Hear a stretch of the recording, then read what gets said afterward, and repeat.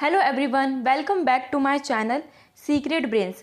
आज इस वीडियो में हम क्लास 10th के चैप्टर 2 को कंप्लीट करने वाले हैं, जिसका नाम है फेडरलिज्म।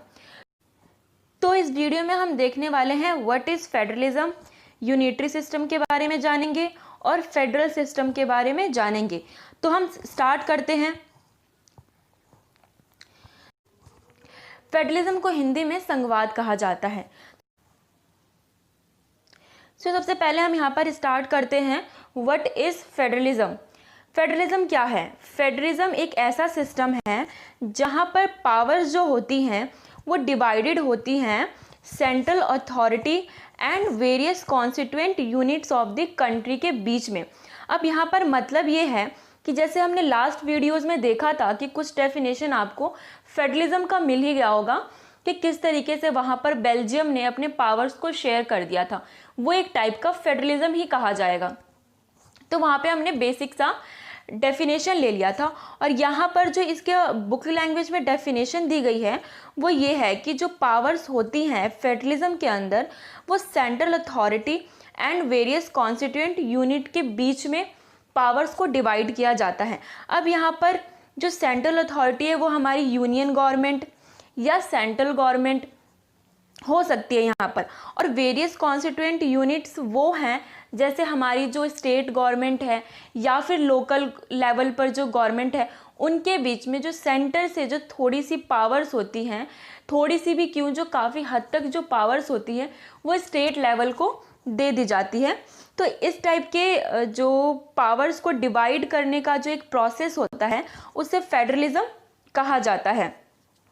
लास्ट चैप्टर जो पावर शेयरिंग था उसमें हमने देखा था कि किस तरीके से लैंग्वेज बेसिस पर वहाँ पर डाइवर्सिटी थी।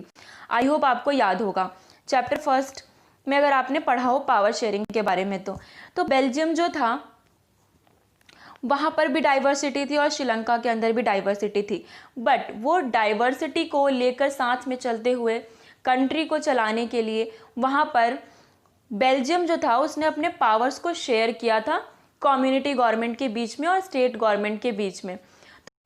सो कॉन्फ्लिक्ट्स वहाँ पर ना हो, इसीलिए बेल्जियम जो था वहाँ पर वो कम्युनिटी गवर्नमेंट के बीच में पावर्स को डिवाइड कर देता है, जिससे क्या होता है वहाँ पर कॉन्फ्लिक्ट जो होते हैं वो सॉल्व हो जाते हैं।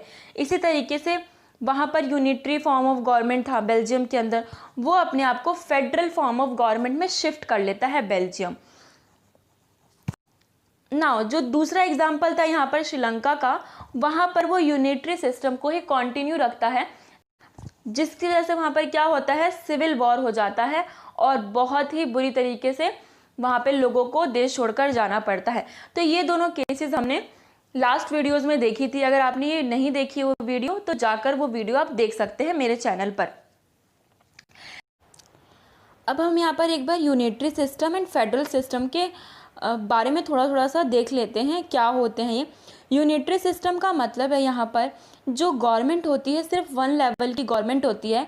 एग्जाम्पल के लिए जैसे कोई कंट्री है, वहाँ पर सिर्फ और सिर्फ एक ही गवर्नमेंट है और सारी जो पावर्स हैं वो एक ही इंसान के पास होगी, एक ही गवर्नमेंट के पास होगी। वो तो होता है हमारा यूनिटरी सिस्टम। जैसे हमने एग्जाम्पल देखा था श्रीलंका का, वहाँ पर पावर्स को डिवाइड नहीं किया गया था, तो वहाँ पर यूनिटरी सिस्टम था। यूनिटरी सिस्टम का मतलब होता है जो पावर्स होती हैं केवल और केवल एक इंसान के पास होती हैं, पूरी कंट्री को वो अकेला ही इंसान चलाता है।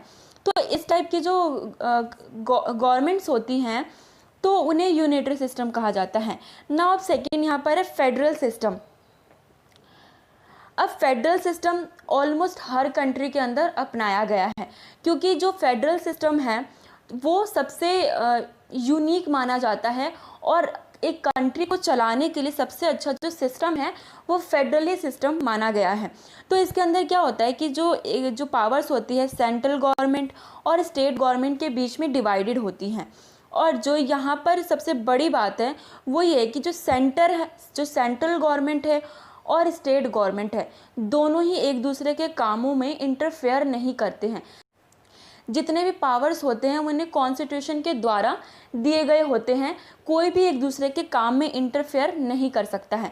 और अगर यहाँ पर सबसे बड़ी बात यह है कि ये कुछ भी काम करते हैं, कोई से भी पावर्स लेते हैं, कोई से भी लॉज बनाते हैं, इनके लिए इन्हें आंसरेबल होना पड़ता है लोगों के लिए, लोगों के सामने इन्हें जवाबदेही होना पड़ता है अगर ये कुछ भी काम कर रहे हैं कंट्री के अंदर। तो आई होप आपको समझ आ गया होगा। यूनिटरी सिस्टम में एक ही लेवल पर गवर्नमेंट्स होती हैं, सारे पावर्स उन्हीं के पास होते हैं, सारे डिसीजंस वही लेते हैं।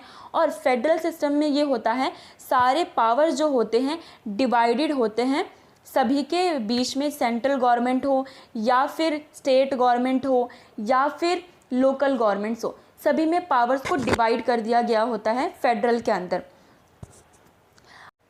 सो आज के वीडियो में सिर्फ इतना ही, मिलते हैं अब नेक्स्ट वीडियो में फीचर्स के साथ।